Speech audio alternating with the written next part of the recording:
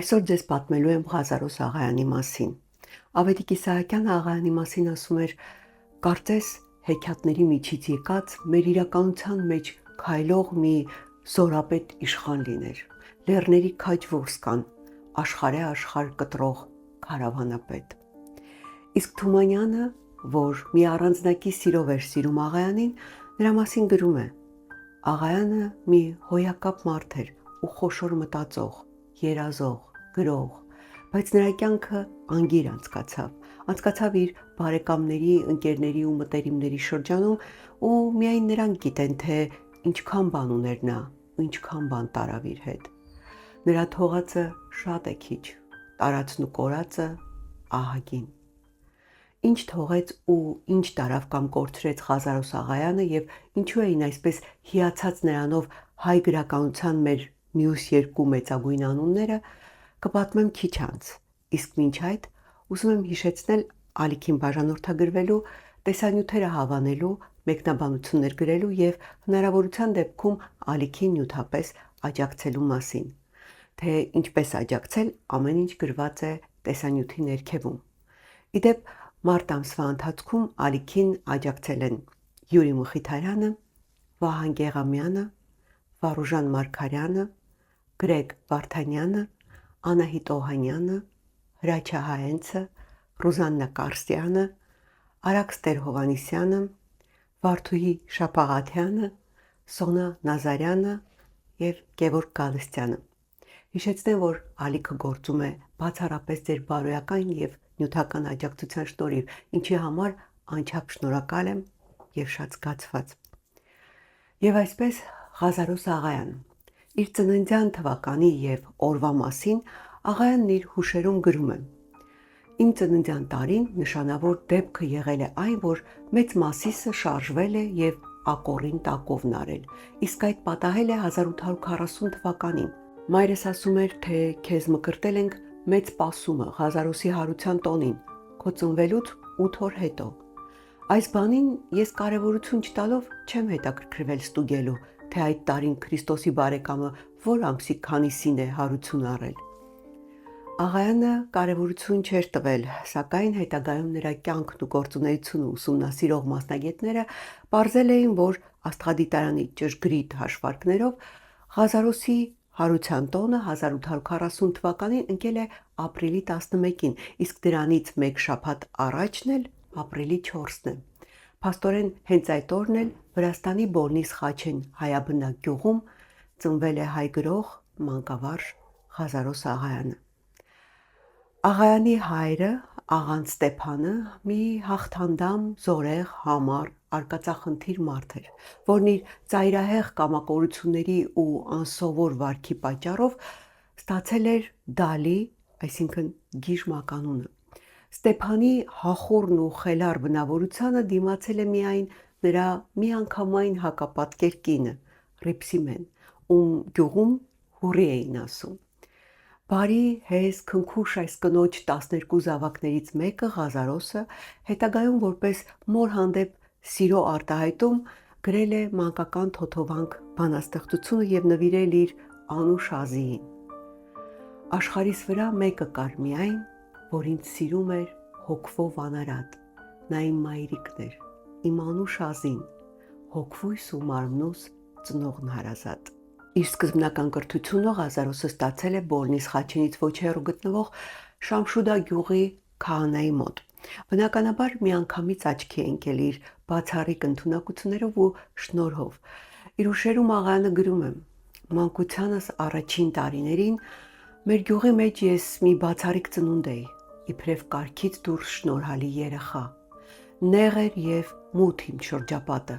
բայց ինչ որ կար այդ շրջանում գեղարվեստական համարված, ես 7 տարեկան հասակումս արդեն բոլորն էլ ամփոփել էի իմ մեջ եւ այդ իհարկե իմ զարմանալի սուր հիշողության եւ ըմբռնման շնորհիվ։ Իդեպ աղայանը թափառական աշուղներից, որոնք հաճախ լինում էին Բոլնիս Խաչենում ու հյուրընկալվում իրենց տանը,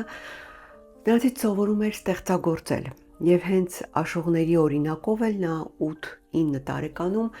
սկսեց բանաստեղծություններ գրել, երգեր հորինել եւ երգել։ Բանաստեղծություններ գրելուն նպաստում է նաև աղայանի առաջին սիրահարությունը։ Հիվանդագին այս սերը զրկում է նրան քնից։ Պատանի Ղազարոսը իր դասընկերուհուն Մայիկոին սիրահարված մոռանում է ամեն բան՝ դաս, տուն, ընկերներ, կորցնում է նախկին կենսախնդությունն ու աշխուժությունը։ Չեն ազդում նաև վարժապետ քահանայի հանդիմանությունները։ Քահանան ստիպված այս մասին տեղեկացնում է աղայանի հորը։ Հայրը փորձում է որդուն գյուղից հեռացնել, սակայն հեռավորությունը ավելի է բորբոքում նրա սերը։ Հայրը գործի է դնում մտրակը, որի հարվածներով փորձում է ուշքի բերել որդուն։ Աղայանը փախչում է տանից, գնում Թիֆլիս քրոջ մոտ, որտեղ 1853 թվականին ընդունվում է Ներսիսյան դպրոց։ Այս դպրոցը նրան մոռացնել է տալիս հին սերը, դրա փոխարեն արթնացնում է նոր սեր դեպի ուսումն ու գիտելիքը։ Թիֆլիսի քաղաքային միջավայրը, դպրոցական կյանքը, ստացած գիտելիքները, լուսավորված միտքը փոխում են աղայանի հայացքները։ Բայց ցավոք, նյութական ծանր պայմաններից ելնելով նա կիսատ է թողնում կրթությունը եւ վերադառնում է գյուղ։ Այստեղ տգիտության, խավարի, հետամնացության այս միջավայրում աղայանը փորձում է կիրառել իր սովորածը։ Սակայն նրան չեն հասկանում ոչ միայն համագյուղացիները, այլ նաև իր սեփական հայրը։ Նախապաշարմունքների ու տգիտության դեմ դուրս եկած Ղազարոս աղայանի ու նրա հոր միջև ծագած վեճը վերածվում է ընդհարման։ Հայրը ոչ միայն որդուն գումար չի տալիս ուսումը շարունակելու համար, այլ նաև իբրև Աստծո ծրից դուրս եկածի վրընդում է տանից։ Այսպես սկսվում է աղայանի 7 տարվա թափառական կյանքը։ Նա գիշերները լուսացնում է լեռներում եւ անտառներում, որսորդների ու հովիվների հետ, ենթարկվում բազմաթիվ փորձությունների ու կոփվում որպես ուժեղ, փորձառու ու կամային մարդ։ 1859 թվականին աղայանին հաջողվում է Թիֆլիսում մտնել հայտնի հրատարակիչ Համբարձում Էնֆիաջյանի տպարանը, իբրև Ձուլարանի աշակերտ։ Սա դառնում է նշանակալի իրադարձություն աղայանի կյանքում, քանի որ տպարանի տնօրեն Էնֆիաջյանը ոչ միայն մասնագիտություն էր սովորեցնում նրան, այլ նաև ոգևորում ու քաջալերում էր նրա գրական տաղանդը։ Աղայանը շուտով դառնում է համբավավոր գրաշար եւ գրավում գրական շրջանակների ուշադրությունը։ Սակայն թերի մնացած կրթությունը նրան հանգիստ չէր տալիս, եւ ահա 1862 թվականին իր գրաշար ընկերոջ Միքայելի հետ աղայանը ճանապարհ է ընկնում դեպի Մոսկվա ուսման եւ արհեստում կատարելագործվելու նպատակով։ Թիֆլիսից փոստային կարգով բազմաթիվ խնդիրներով, դժվարություններով 6 ամիս անց նրանք հասնում են Մոսկվա առանց հագուստի ու ապրուստի միջոցի։ Իբրև գրաշար երկու ընկերներ աշխատանքի են ընդունվում Լազարյան ճեմարանի տպարանում եւ ապրում բանվորներին հատկացված կացարանում։ Չհարմարվելով այս պայմաններին, աղայանը Մոսկվայից տեղափոխվում է Պետերբուրգ։ Այստեղ նա աշխատում է նախ Գիտությունների ակադեմիայի, ապա բանաստեղծ Ռաֆայել Պատկանյանի տպարանում։ Պատկանյանն այդ ժամանակ Պետերբուրգում ուներ իր սեփական տպարանը եւ տպագրում էր եւ հրատարակում էր Հյուսիս շաբաթաթերթը։ Մի առժամանակ այստեղ աշխատելուց հետո աղայանը հյուսիսափայլի խմբագիր Ստեփանոս Նազարյանի հրավերով կրկին Մոսկվա է վերադառնում, որտեղ ապրում է մի ամբողջ տարի։ 1864 թվականին նա կրկին մեկնում է Պետերբուրգ արդեն ստեղծագործելու մտադրությամբ։ Միթե ես պակաս կգրեմ, քան Ռաֆայել Պատկանյանը, քան Նազարյանը, մտածում էի ես եւ երևակայում է, որ նրանցից էլ լավ կգրեմ։ Այսպես ինքնաոգևորում էր իրեն երիտասարդ աղայանը։ Պետերբուրգում աղայանը հայտնվում է հայ ուսանողների մի խմբակում, որոնք ժողովներ էին կազմակերպում եւ այնտեղ կարդում էին սեփական ստեղծագործություններն ու թարգմանությունները։ Հենց այս ժողովների արդյունքն ու հետևանքն է դառնում աղայանի առաջին վեպը՝ «Արություն եւ մանվելը»։ Վեպը լավ ընդունելություն է ունենում, սակայն իր գրական հաջողությունները մի կողմ թողնելով աղայանը 1867 թվականին հեռանում է Պետերբուրգից։ Գևորգ կաթողիկոսի առաջարկով վերադառնում է հայրենիք, Էջմիածնի տպարանում աշխատում որպես տնօրեն։ Նա միաժամանակ խմբագրում էր Արարատ ամսագիրը, որտեղ նաև հոդվածներ էր գրում ու քննադատում պորտաբույծ հոգևորականությանն ու նրանց անօգուտ գործունեությունը։ Բնականաբար, չդիմանալով հոգևորականության դավերին ու մեքենայություններին, Աղայանը 1870 թվականին դառնացած սրտով հեռանում է Էջմիածնից ու սկսում զբաղվել մանկավարժական գործունեությամբ։ Ընդհանուր առմամբ Աղայանը ունեցավ 50-ամյա մանկավարժական գործունեություն։ Ներսիսյան դպրոցում երկամյա կրթություն ստացած այս մարդը հայ մանկավարժական մտքի պատմության մեջ հայտնվեց որպես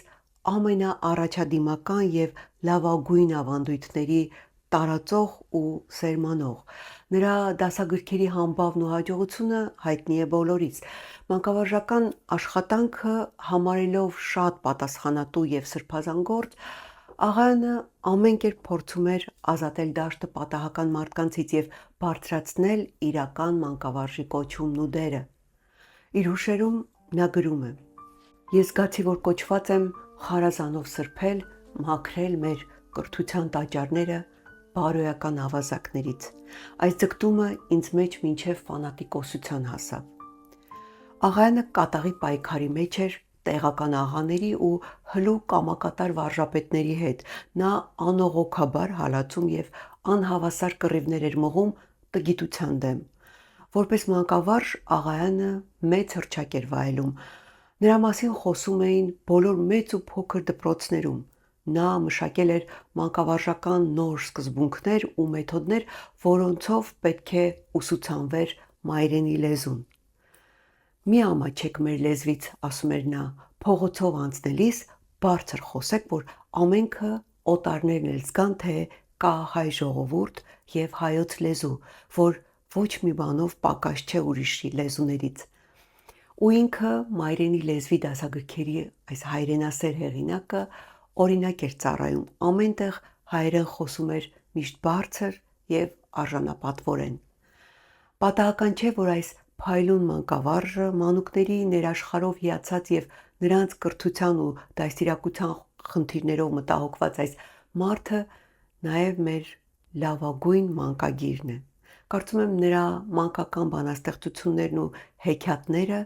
մինչև օրս մնացել են չգերազանցված։ Ես չգիտեմ մեկ այլ բանաստեղծություն, որ լինի և մանկական, և մեծական, այնքան հուզիչ ու այնքան սիրված, որքան Աղայանի հիշողություն բանաստեղծությունն է։ Ծիծեռնակը բույն էր շինում, և շինում էր, և երգում։ Ամեն մի շուխ կպցնելիս առաջվա բույնն էր հիշում։ Մեկ անգամ էր նա բույն շինել և շատ անգամ կարկատել, բայց այս անգամ վերադարձին բույնն ավերակ էր գտել։ Այժմ նորից բույն էր շինում, և շինում էր, և երգում։ Ամեն մի շուխ կպցնելիս առաջվա բույնն էր հիշում։ Նա հիշում էր անցած տարին իր սնուցած ձագերին, որոնց ճամփին հափշտակեց արյունառբու թշնամին։ Բայց նա կրկին բույն էր շինում, և շինում էր, և երգում։ Ամեն մի շուխ կպցնելիս առաջվա բույնն էր հիշում։ Ի դեպ, Աղայանի լավ մանկավարժ լինելու մասին շատ տպավորիչ տողեր ունի գրած գրող Ստեփան Զորյանը։ Իր հուշերում նա գրում է. «Ով տեսներ Աղայանին խոսելու միջոցին, իսկույն կասեր, որ դա ուսուցիչ է և խոսում է ասես աշակերտների հետ, անառարկելի հեղինակությամբ, յուրաքանչյուր բառն ընդգծելով, որ լսողը լավ ըմբռնի։ Ավելին, որպեսզի ունկնդիրներն իրեն սխալ չհասկանան, նա մատով օդի մեջ դնում էր ստորակետ, միջակետ և վերջակետ։ Այնքան մշակված էին մանկավարժական շարժումները, որ զգում էիր անգամ, թե որտեղ է դնում բութը։ Թվում էր ոչ թե խոսում, այլ թելադրում է, և այնպես հստակ, որպեսզի ոչ մի թյուրիմացություն չպատահի։ Մանկավարժի պրոֆեսիան իր կնիքը այնպես ամուր էր դրել Աղայանի վրա, որ նա թե վերաբերմունքով և թե հոգեբանորեն մնացել էր ուսուցիչ բառիս ամենալայն ու ամենադրական իմաստով։ Եվ ամենքն այդպես էլ ընդունում էին նրան ու հարգում մանավանդ որպես ժողովրդի մարդու,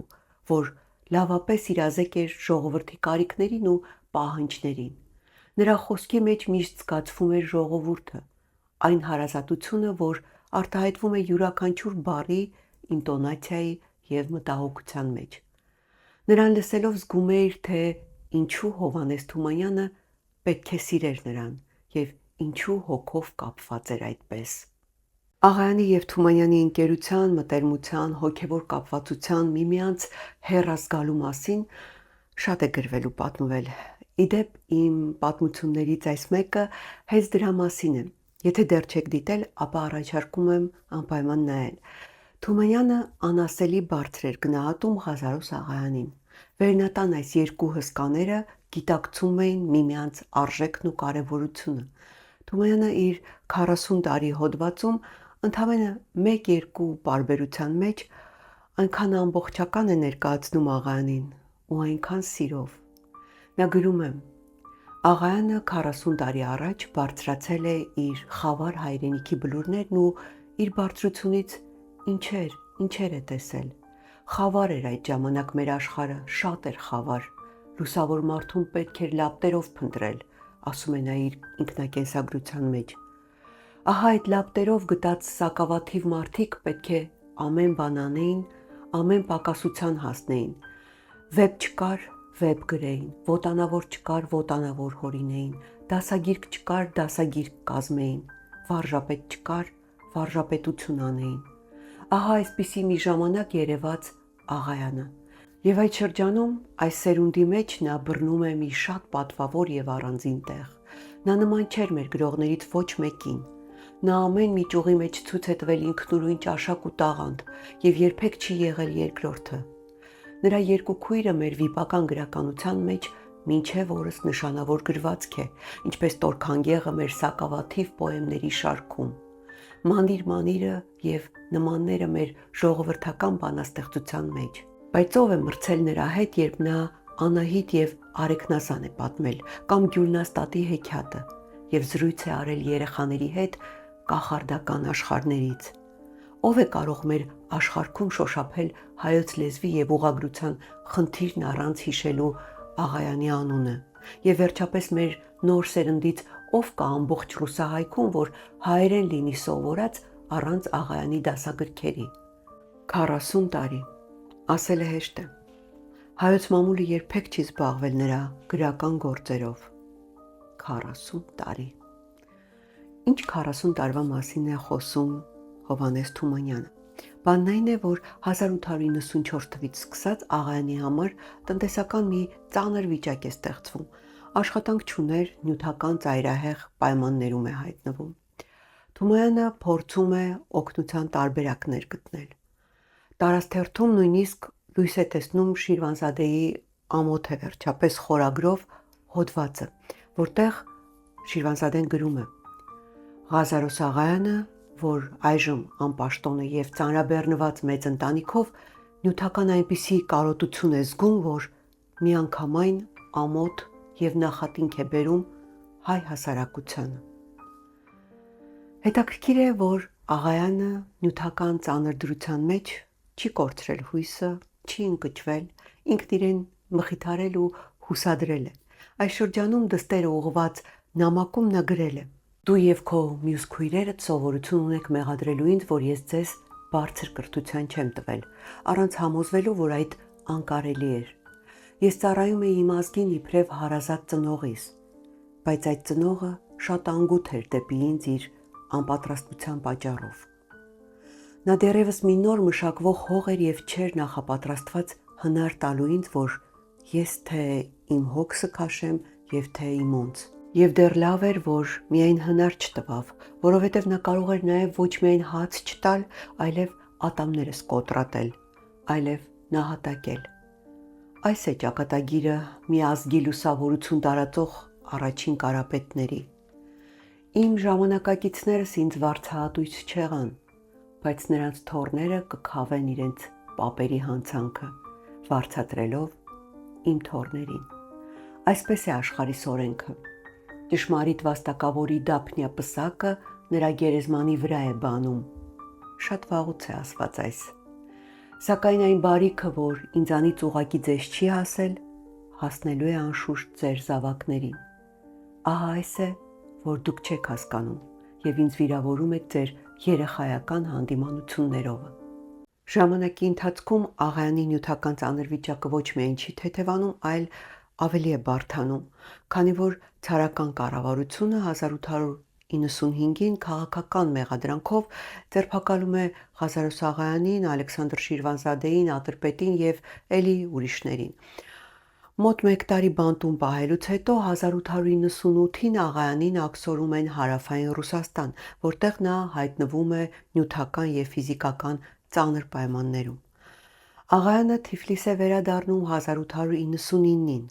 Նրա այս ծանր վիճակը հաշվի առնելով ընկերներն ու բարեկամները դեռևս 1894-ին